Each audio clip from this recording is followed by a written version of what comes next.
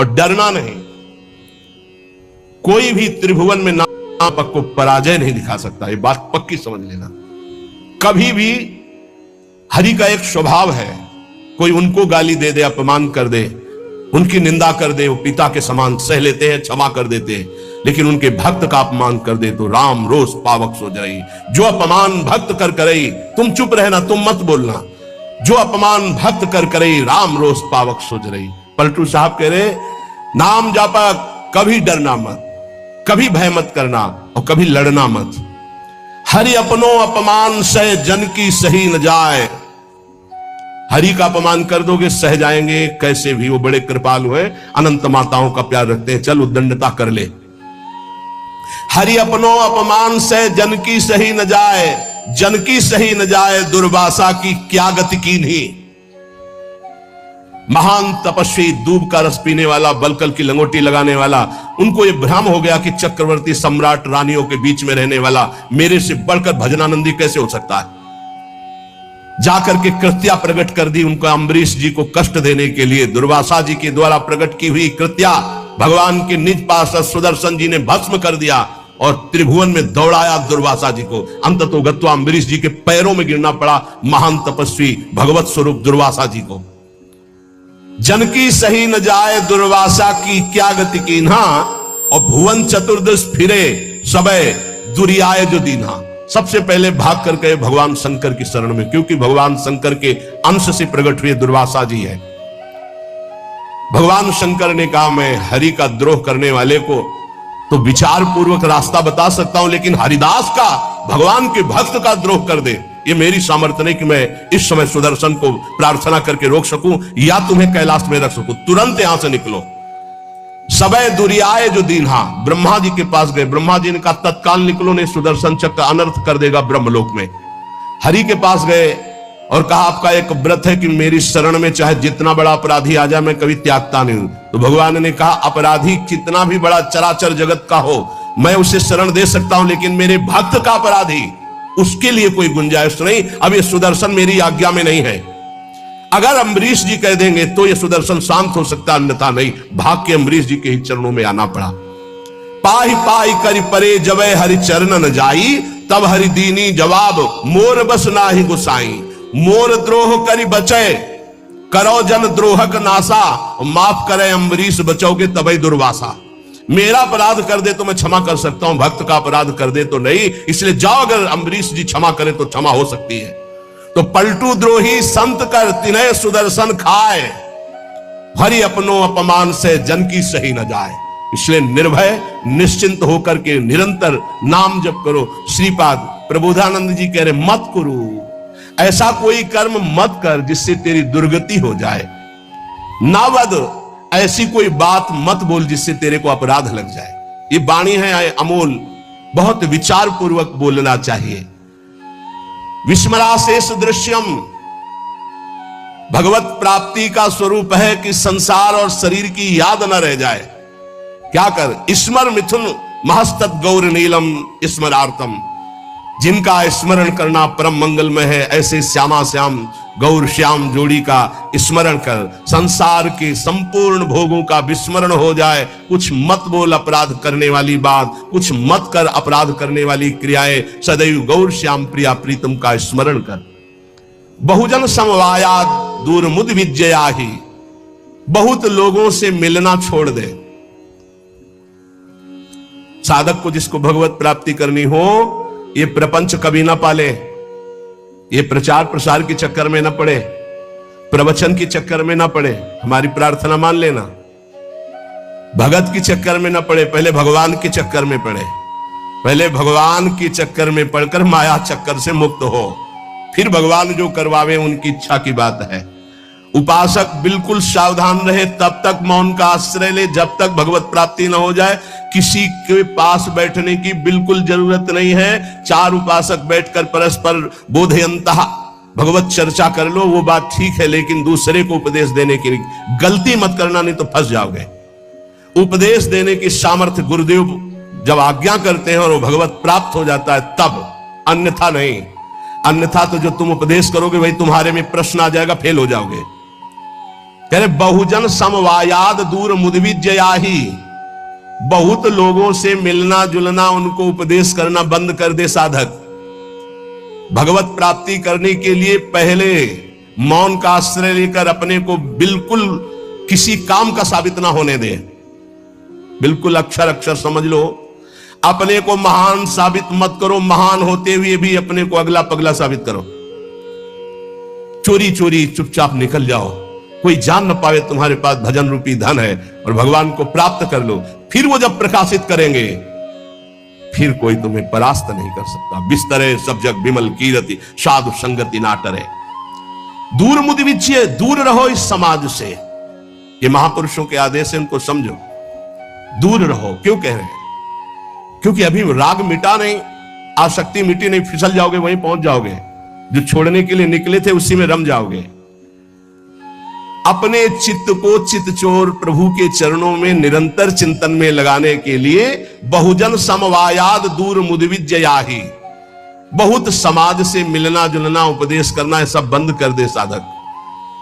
अपने चित्त को प्रभु में लगाए और अपने को प्रकाशित ना होने दे। भगवत ऋषि जी ने भी कहा है, मौन रहे, जब बोले तो हृदय की ग्रंथि खोले, इतनी सामर्थ्य हो, हृदय का परिवर्तन कर दे। जिसके सामने बोले उसका जीवन परिवर्तित हो जाए। ये सिद्धों में होता है, क्योंकि वो उसी में रमण करते हैं।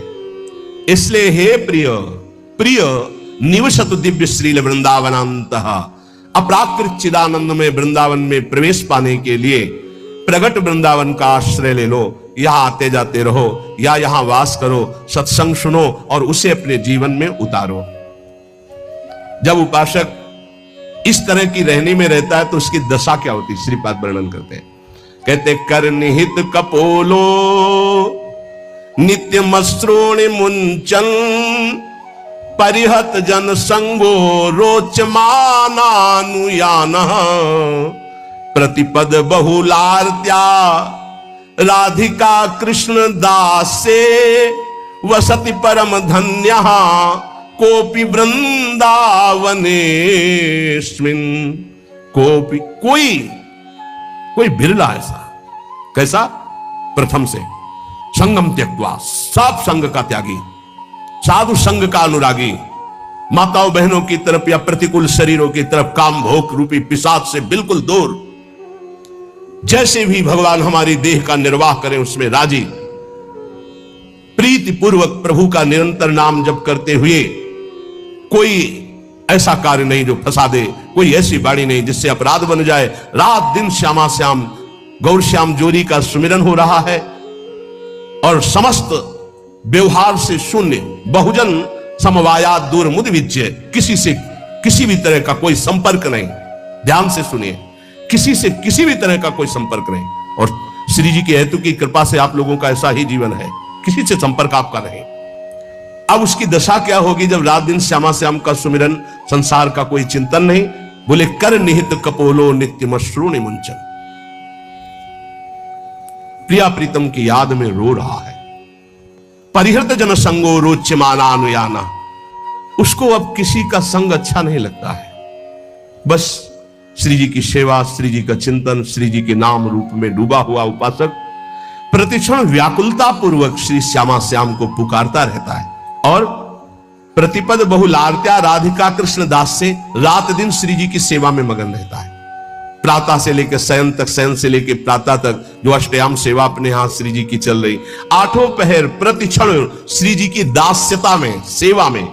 प्रतिपद बहुलार्त्या राधिका कृष्ण दास से बहुत बड़ा सौभाग्य है जो आप अपने घरों में ठाकुर जी विराजमान करके, श्री जी विराजमान करके, नाम सेवा विराजमान करके सेवा करते हैं। वो साक्षात सेवा श्री जी की है। ऐसा मत मानो वो साधन है, वो सिद्ध वस्तु है, पर आगे चलकर आपको पता चल जाएगा। सामने रूप हो और नाम का परिचय न हो तो आप जान नहीं सकते ये कौन है। सामने बैठा है, ये कौन है? बोले अमुक है, परिचय मिल गया। नाम से परिचय मिला, ये कौन है? बोले कृष्ण कांता है। अच्छा ये कौन है? बोले मनोहर दास है। ये कौन है? बोले राधा शरण है। नाम ने परिचय बताया, रूप तो सामने रखा है। रूप सामने बैठा, बिना नाम के परिचय नहीं। देखिए रूप नाम आधीना, रूप ज्ञान नहीं नाम विहीना। ऐसे रूप दिखाया जाए, आप परिचय नहीं जानते, और ये भी बताया गया ये अमुक, अच्छा ये अमुक है, नाम ही परिचय देता है रूप का। जैसे कुछ भक्तजन कहते हैं कि मैं भगवान के रूप का ध्यान करता हूं, तो हमारी प्रार्थना है कि रूप का परिचय आपको नाम कराएगा। नाम, अगर नाम का ध्यान नहीं करोगे तो रूप का ध्यान नहीं हो सकता है। पहले नाम जप करते हुए नाम का ध्यान, तो वही रूप प्रकाशित होगा। ये बचपन में गुरुदेव जी ने सिखाया था, और ये कई बार सत्संग में बताया है कि गुरुदेव ने कहा जब नाम जप करते हुए उसमें रूप प्रकाशित हो जाए तो जानना तुम्हारा नाम जप रंग ला रहा है। वो दिमाग में बात बैठ गई थी। गुरुदेव ने कहा था हर श्वास नाम चलना चाहिए बचपन में, बस जीवन भर लक्ष्य यही रहा है कि मेरा नाम निरंतर चले, जो गुरुदेव ने दिया है। उठते बैठते चलते फिरते जागते सोते सब समय नाम का अभ्यास। इसीलिए जब इस पर ध्यान गया तो माला गौड़ हो गया।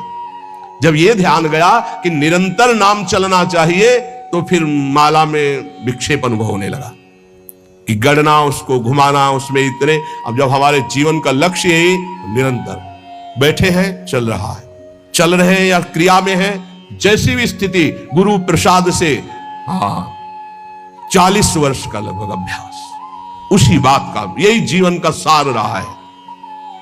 देखी है रूप नाम आधीना, बिना नाम जप किए रूप का अनुभव नहीं कर सकते। देखो माई सुंदरता की सेवा, बोले ध्यान करेंगे श्री जी का। अरे प्यारो ढुम क्षमते ने अच्छी सुखादी नाम तो यह ध्यानगम। इन महापुरुषों की सामर्थ्य नहीं, आपकी क्या सामर्थ्य है। बोले फिर कैसे ध्यान करें? बोले राधा लिखो बार बार, राधा राधा राधा। और एक दिन मुस्कुराती हुई किशोरी जी उसी नाम पे दिखाई देंगी, देख लेना। देखी है रूप नाम आधीना, रूप ज्ञान नहीं नाम विहीना। रूप विशेष नाम बिनु जाने, करतल गत ना परहि पहचाने। सुमिरिय नाम, ओह पूरा सार बात रख दी। सुमिरिय नाम रूप बिनु देखे, आवत हृदय स्नेह बिसेखे। कई बार सत्संग में कहा है, महात्मा गांधी जी का एक भाषण होना था, राष्ट्र स्वतंत्रता का पूरा विधान वो रचते थे। बहुत से भारतीय उस भाषण में सम्मिलित होने जा रहे थे, तो कुछ गांव के लोग भी उसी डिब्बे पे बैठ गए जिसमें महात्मा गांधी। परिचय नहीं था उनका, ऐसे गांधी जी बैठे थे, गांव के ऐसे बैठे, बहुत साधारण जीवन, असाधारण सोच। वो बीड़ी सिगरेट गांव के लोगों ने मना किया, उनका घाट तो चुप कर दी। अब जे भी स्टेशन आया, महात्मा गांधी की जय, और वो उतरे जयमाला। अरे मैं जिनके दर्शन करने जा रहा था उनका रूप तो सामने था, केवल नाम का परिचय नहीं था कि कौन। बोले महात्मा गांधी, तो रूप सामने था, अपमान कर दिया, अवहेलना कर दी। उनके सामने धूम्रपान कर रहे, मना किया जनों ने, लेकिन माने नहीं, तो गांधी जी ने उनको ऐसे रोक दिया। रूप सामने है पर नाम का परिचय नहीं है तो क्या। जब जाना महात्मा गांधी की जय बोली गई, यही है महत्व। तो अरे इनके हम भाषण सुनने जाए, हमारे सामने बैठे, पैरों में माथा रख देते, उनसे बात करते, इतने नजदीक, नाम के बिना पहचान नहीं हुई, रूप सामने बैठा था। रूप विशेष नाम बिनु जाने, करतल गत न परहि पहचाने। हाथ में रूप हो पर नाम का परिचय नहीं तो आप जान नहीं सकते ये कौन है। जब नाम आया तब परिचय हुआ। तो ऐसे सुमिरिय नाम रूप बिनु देखे, आवत हृदय स्नेह बिसेखे। आप भाव से सुमिरन करो, राधा राधा राधा, तो ये नाम रूप को हृदय में प्रकाशित कर देगा। गोस्वामी जी कह रहे हैं सुमिरिय नाम रूप बिनु देखे, रूप देखा नहीं। और आपसे सच्ची कहते हैं, त्रिभुवन में ऐसी कोई स्याही नहीं बनी जिससे प्रभु के रूप की रचना की जाए। जिनकी नख कांति सहस्त्र कोटि सूर्य संप्रभा, हजारों करोड़ों सूर्य एक साथ उदय हो तो नख कांति के तेज की बराबरी। उन प्रभु को कैसे, कौन सी स्याही बनी है जिससे हम वो नीलिमा जो प्रकृति से अतीत सच्चिदानंद रूपाय, प्रभु कैसे सच्चिदानंद रूपाय, उस सच्चिदानंद रूप के लिए प्राकृतिक स्याही कैसे हो सकती है।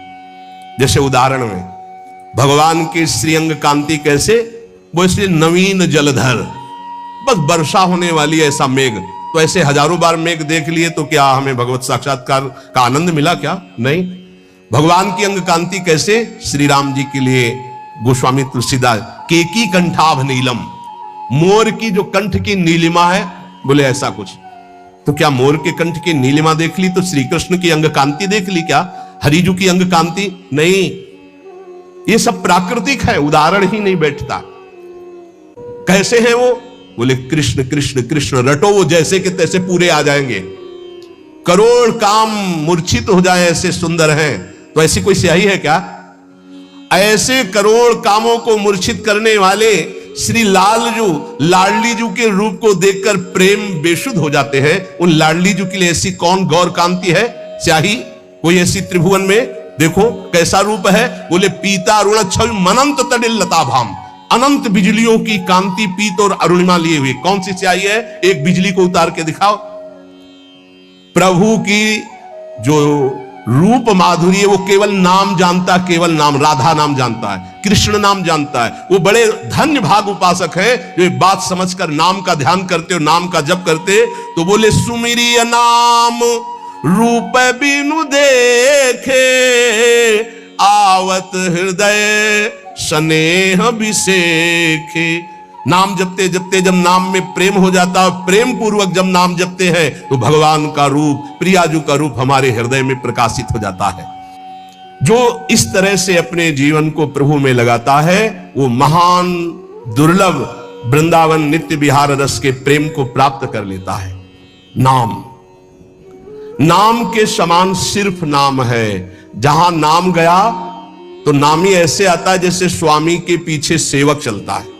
स्वामी जहां जाता है वही सेवक पहुंच जाता है। गोस्वामी जी बहुत सुंदर नाम की महिमा का वर्णन करते हुए कहते हैं, समुझत सरीस नाम अरुनामी, प्रीति परस्पर प्रभु अनुगामी, नाम रूप द्वि ईश उपाधि, अकथ अनादि सुसामुझी साधी, को बड़ छोट कहत अपराधु, सुनी गुण भेद समुझी है साधु, देखी है रूप नाम आधीना, रूप ज्ञान नहीं नाम बिहीना। महाराष्ट्र के कुछ महाभागवत जलाकर यही प्रश्न किया था कि दो चौपाई को बड़ छोट कहत अपराधु ये, और देखिए रूप नाम आधीना। गोस्वामी जी कह रहे हैं शास्त्र सम्मत बात है कि नाम और नामी एक है। समुझत सरिस नाम और नामी, सब संतों ने सब शास्त्रों ने एक मत में कहा है, जेई कृष्ण तेई नाम। जो कृष्ण है वही कृष्ण नाम है, जो राधा वही राधा नाम में आपकी जिह्वा पे है। यद्यपि सबने ऐसा कहा है कि नाम और नामी अभेद है, पर गोस्वामी जी कहते हैं अभेद होते हुए भी भेद देखा है। क्या भेद देखा है? स्वामी और सेवक का। अर्थात नाम स्वामी है और नामी सेवक है। जहां स्वामी पहुंचता है तो अनुगामी होता है सेवक, पीछे पीछे चलता है। पहले नाम फिर नामी आता है। किसी को भी कहीं भी भगवत साक्षात्कार हुआ है तो पहले नाम राधा राधा राधा, कृष्ण कृष्ण कृष्ण, राम कृष्ण हरि, तब वो आए हैं। ये बात पकड़ लो। स्वामी आ गया, सेवक कहां छुपेगा? नाम स्वामी है, नामी सेवक है। जहां नाम गया वहां नामी को आना पड़ेगा, आना पड़ेगा पक्का। नाम पकड़े रहो, नाम न छूटने पावे। आगे कह रहे प्रभु का नाम, स्वामी और प्रभु नाम का अनुगमन करते हैं, नाम के पीछे रहते हैं। नाम और रूप दोनों प्रभु ही के ही उपाधि है, अनिर्वचनीय है, एक ही है, सुंदर है। एक ही होते हुए भी इनमें यह भेद है कि नाम स्वामी और नामी सेवक है। प्रगट में देख लो, नाम जापकों के पास भगवान सेवा करते हुए स्वयं पाए गए, क्योंकि वो नाम जप कर रहे हैं। बहुत बहुत से उदाहरण ऐसे हैं। अर्जुन जी की सेवा में स्वयं सच्चिदानंद प्रभु श्री कृष्ण पंखा जल रहे, कृष्ण कृष्ण कृष्ण कृष्ण कृष्ण नाम निकल रहा है। कैसा अद्भुत प्रभाव। आप कह रहे हैं कि वैसे अपराध लगता है, कोबड़ छोट कहत अपराधु, कि नाम बड़ा कि नामी बड़ा, तो इसमें कहने में अपराध सा लगता है क्योंकि मेरे इष्ट का ही नाम है, इष्ट का ही रूप है। पर फिर भी भेद है, ये साधु जन समझेंगे।